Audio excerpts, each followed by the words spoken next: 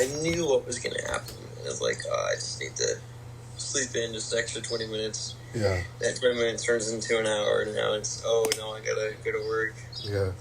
Because I can wake myself up early to go to work to get some extra projects done. I wake myself up super early for that. So why can't I wake up myself to spend time with the Lord? It makes no sense. Yo, what's good? So I just left the barbershop. Got a nice little situation going on here. Happy about it. Like I said, it's been a minute since I got braids. And they definitely still hurt because she definitely braided tight, which is always good. But one thing that I want to do today, I want to talk about commit and just like, committing, you know what I'm saying? Committing to whatever it is that you need to commit to. That's something that I want to talk about today because I feel like that's the whole goal of me like getting on YouTube is just committing to it. If I was able to share with y'all how much content that I made in like 2020, 2021, that never got released, never seen the light of day, like it's crazy. I never posted none of that stuff. And it's like, I'm probably still gonna like utilize it somehow, some way, but it's like, ultimately, what was the purpose, And at the end of the day, it's like, yo, Joe, you gotta get to the place where you are free to just post, don't care about the extra stuff that's attached to it. Just care about the purpose that you're supposed to do it. So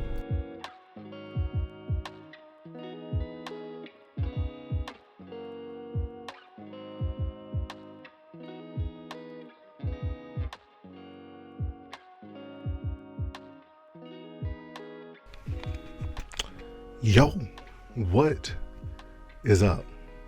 So I just got home and today has been a good day. It has. Something that I wanted to talk about is I kind of made some steps today to be vulnerable in a certain way, and I wrote down the first step is to be vulnerable about where you are.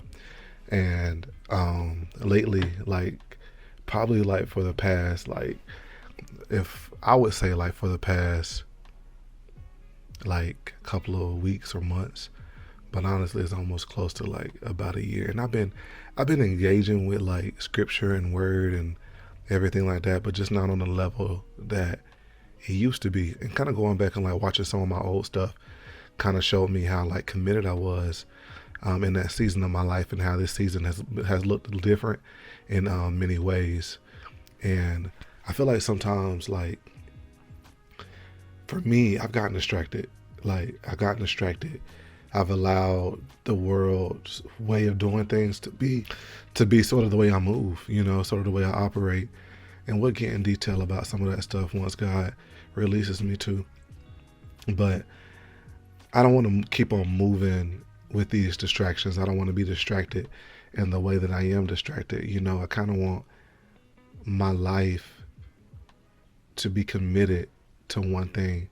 And the word talks about how a double-minded person is what does it say? Hold on, let me look it up. Okay, so I'm gonna read this again. So it says, a double-minded man is unstable in all his ways, and that is James 1:8. And it also says that to be double-minded, it's the same as having a double heart. And it just made me think, like, right now, like, for some time now, I haven't been putting good things inside my heart, and without putting good things inside my heart, then ultimately I am left to think thoughts that are not good. Now, that doesn't mean that even in putting good things in your heart that like negative thoughts don't come. They do. The heart is a very deceitful thing, and we're going to be forever trying to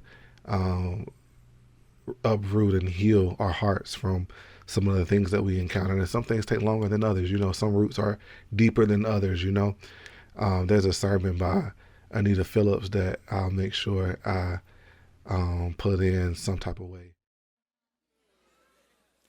Where is the plant planted?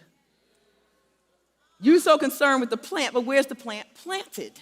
It's called a plant. Like, you can't define it outside of planted. Like, it's dead without where it's at. And so that's when God showed me in the parable of the sower that Jesus calls the soil the heart. But then he showed me something else in the body, because we talk about the heart as a metaphor and our emotions. But then he showed me, go look at the heart. Can you show me the next slide? There it is.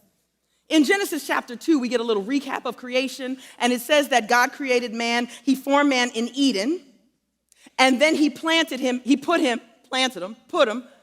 in a garden, planted eastward in Eden. He formed him in Eden, then put him in the garden. He wasn't formed in the garden. He was formed outside of the garden. So the garden was perfect, but the rest of the land was, anyway, he put him in the garden. So now everybody put your left arm out. That's the east side of your body. Now put your hand on your heart. And the Lord planted a garden eastward in Eden. And then it says that a river flowed into the garden to water it. And that when the river left the garden, it broke into 1, 2, 3, 4 rivers.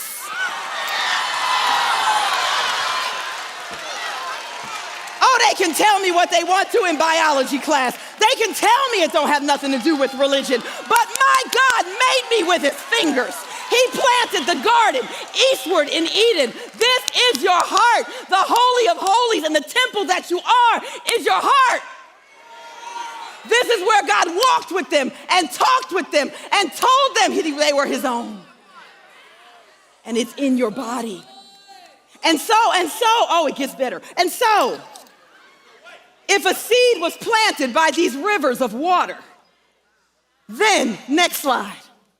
Because that sermon just hits and talks about the heart. I'm not like a expert at talking about this, but I have learned a few things, and hopefully I'm like saying these things right. But basically what I'm saying is that I've had a double mind for a while now, and thinking that I can do the things of thinking I can do the things of God while also doing what I want as well. And I've kind of got in my own way again, and now I'm kind of at the point where it's like, Lord, like, what do you want from me? What do you want to do with me? And where do you want to lead me?